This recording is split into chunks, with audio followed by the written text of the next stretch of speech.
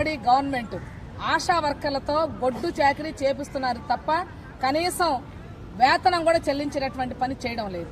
3,000 రూపాయలతో బ్రతకమని శాసిస్తా ఉన్నారు. ఎలా బ్రతకాలని అడుగుతా ఉన్నాం.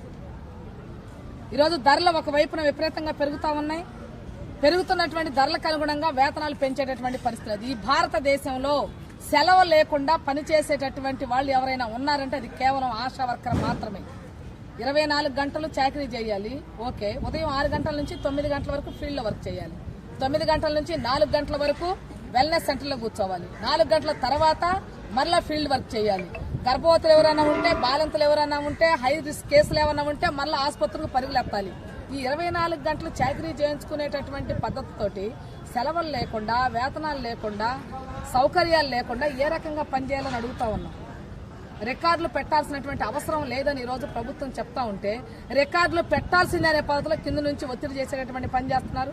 వెల్నెస్ సెంటర్లో కూర్చోవలసినటువంటి అవసరం లేదని చెప్తా ఉంటే ఈరోజు ఆశా వర్కర్ని బానిసలాగా చేస్తా ఉన్నారు. ఆశా వర్కర్ బానిస కాదు, మీ కింద పనిచేసే ఆమె కాదు. ఆశా వర్కర్ ఒక గౌరవం ఉంది, ఒక గుర్తింపు ఉంది. ఆమె ఒక యాక్టివిస్టు, ప్రజల్లో పనిచేస్తుంది. ప్రజలకు ఉన్నటువంటి ఇబ్బందులు ఏమన్నా ఉంటే ఆరోగ్య సమస్యలకు సంబంధించింది ప్రభుత్వాలకి ఆ సమాచారాన్ని అందించే బాధ్యత. కానీ ఈరోజు ఏం చేస్తా ఉన్నారు ఆశా వర్కర్స్ తోటి?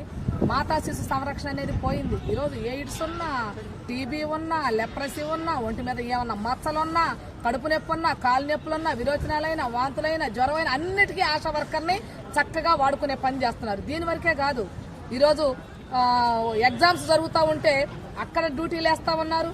ఫ్లడ్స్ వస్తే డ్యూటీలు వేస్తా ఉన్నారు. తుఫాన్లు వస్తే డ్యూటీలు వేస్తా ఉన్నారు. ఆఖరికి పండగలు వచ్చి ఏమైనా జాతరలు జరుగుతూ ఉంటే జాతరల దగ్గర కూడా మమ్మల్ని బొమ్మలు చేసి ఆడించేటటువంటి పని చేస్తున్నారు. ఇది ఎలా కరెక్ట్ అని అడుగుతా ఉన్నాం. సెలవులు ఇవ్వాలి ఆశా వర్కర్కి. ఆశా వర్కర్కి సెలవులు ఇవ్వకపోతే అంగీకరించే ప్రసక్తే లేదు. తెలుగుదేశం పార్టీ అధికారంలో ఉంది. తెలుగుదేశం పార్టీ ఎన్నికలకు ముందు ఏం చెప్పారు? మేము అధికారంలోకి వస్తే ఆశా వర్కర్లకి కనీస వేతనాలు చెల్లిస్తామని మేనిఫెస్టోలో పెట్టారు. ఇప్పుడు 20 నెలలు దాటుతా ఉంది ప్రభుత్వం అధికారంలోకి వచ్చి. గుర్తులేదా ఆశా వర్కర్లు? మీకు గుర్తు లేకపోతే ఆశా వర్కర్లు గుర్తు చేస్తారు మేము ఉన్నామనే పేరుతోటి. రేపు మార్చి నెలలో, ఫిబ్రవరి నెలలో జరిగేటటువంటి బడ్జెట్ సమావేశాల సందర్భంగా ఆశా వర్కర్స్ పెద్ద సంఖ్యలో చలో విజయవాడ కార్యక్రమాన్ని నిర్వహించబోతా ఉన్నాం. ప్రభుత్వాలు ఇప్పటికైనా ఆలోచించాలి. ఆశా వర్కర్ల కార్మికులుగా గుర్తించాలి. కనీస వేతనాలు చెల్లించాలి. 45, 46 లేబర్ కాన్ఫరెన్స్ లో ఏం నిర్ణయం చేశారు? స్కీముల్లో ఉన్నటువంటి వాళ్ళందరినీ వర్కర్లుగా గుర్తించాలి, కార్మికులుగా గుర్తించాలి, వాళ్ళకి కనీస వేతనాలు కల్పించాలి అనే పద్ధతిలో కాన్ఫరెన్స్ లో నిర్ణయం చేస్తే భారత ప్రభుత్వం దానికి అంగీకరించి ఈ రోజుకి ఆశా వర్కర్లు ఆ రకంగా చూడటం లేదు.